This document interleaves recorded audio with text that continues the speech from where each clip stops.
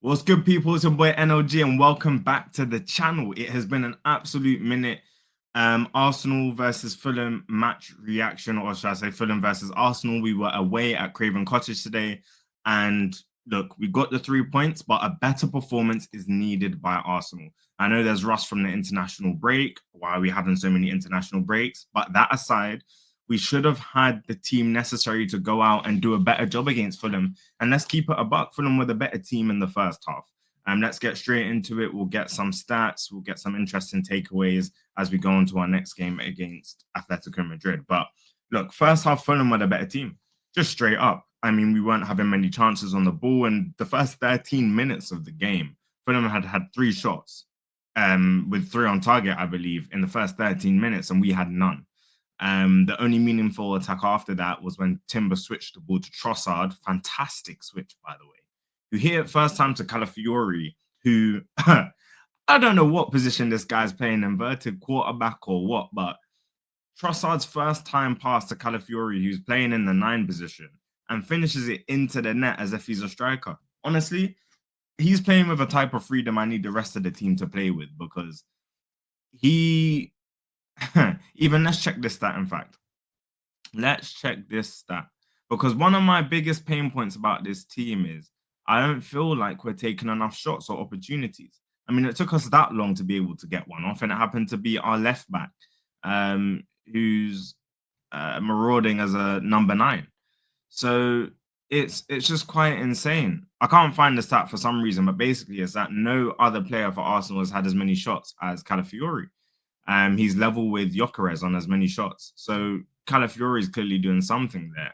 Then you think about, in the first half, Gabriel and Trossard, their passing was really bad. Our passing was sloppy. Whereas you saw instances of Iwobi zipping the ball to Harry Wilson in between the lines. Thankfully, he put it wide. 26 minutes, Gyökeres had a couple of chances, but he's too busy fighting the elements, bro. Like, he's fighting the elements like he's the last airbender. Like, I don't. He needs to stop getting involved in the scrap and focus on how he's going to take that touch that's going to beat his man, or take that touch that's going to set him up to shoot. I don't have much defense for him today, to be completely honest. He had 2 good shots that were straight at Leno, and I say good just because the connection was good and he did enough. But honestly, you could do a highlight reel of his, falling on the floor or scrapping with the player throughout the game. So it wasn't enough.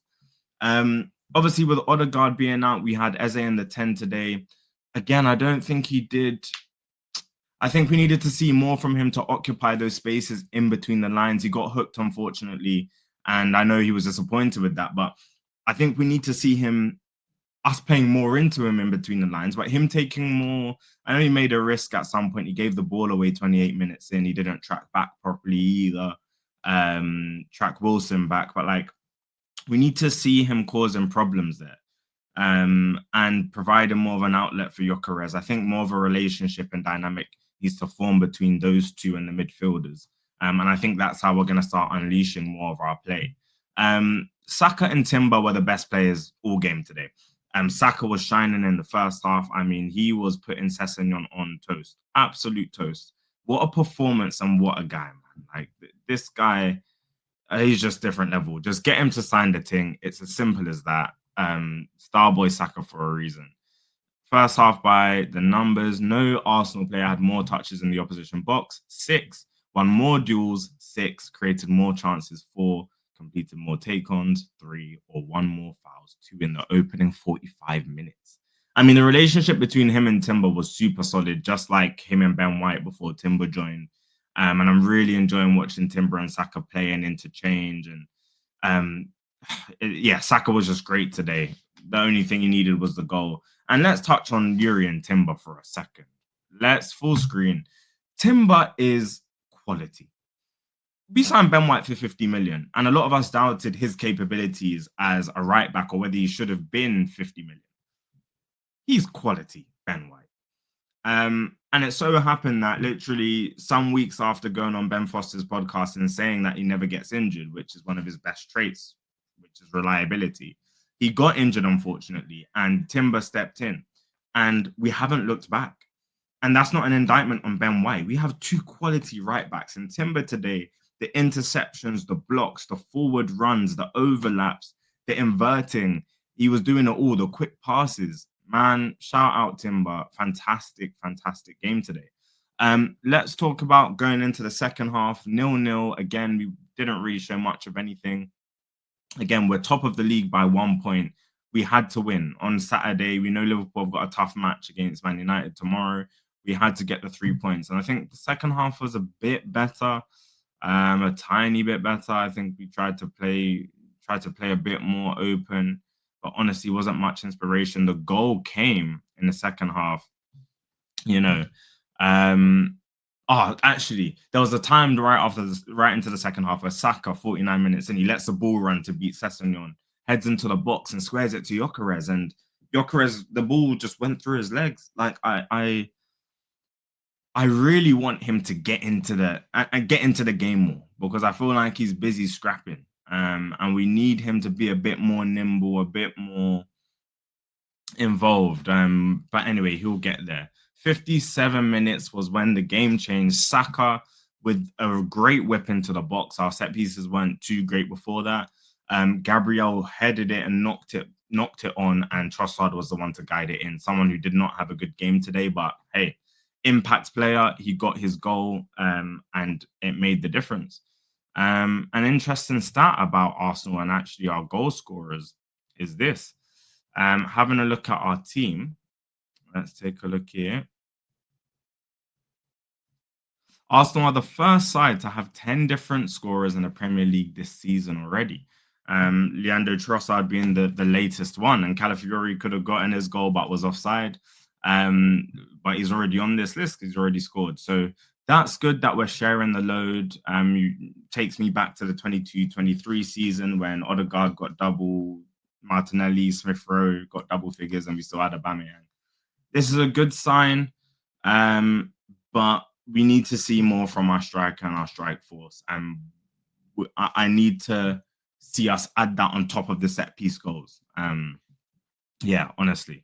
So yeah, look, that's all positive from our standpoint. Seeing that we're scoring goals from all over the pitch. And let's also speak about Gabriel Magalhaes, who got the assist for Trossard. He's been involved. He's scored a lot of goals as a centre back, but been involved in so many since he joined in 2021. He's the only centre back to be directly involved in 20 Premier League goals, 18 goals and 2 assists. This guy is a beast. Like, I actually think we're underrating him. Like, I know we speak of him and Saliba as the two, potentially the two best centre backs in Europe. I don't even think it's up for debate.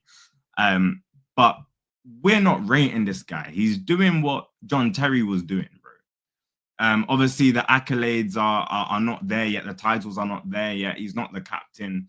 But, like, he's that centre-back. He's that defender that's also impacting at the other end of the pitch. And he's putting in the numbers. 18 goals, 2 assists in 5 years. Shout out Gabriel, man. And look, after that goal from Trossard, Gyökeres was still fighting elements. We didn't show too much. And the most important thing then was getting the 3 points. Look, where do we look forward? Gyökeres, I feel like get Ian Wright or get someone in to...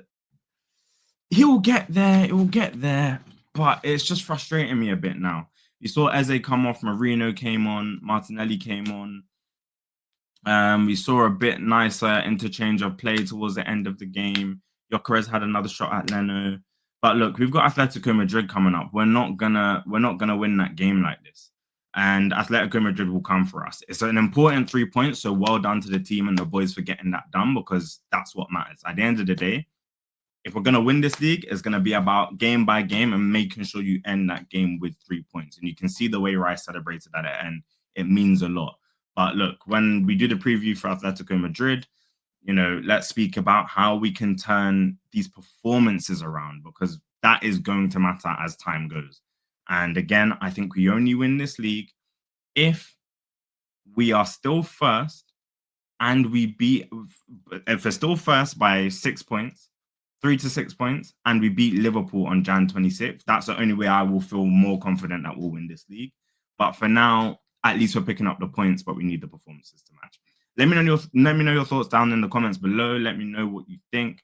Make sure to drop a hype on this video if you can as well. And appreciate you all. I'll catch you lot in a bit. It's been your boy NLG.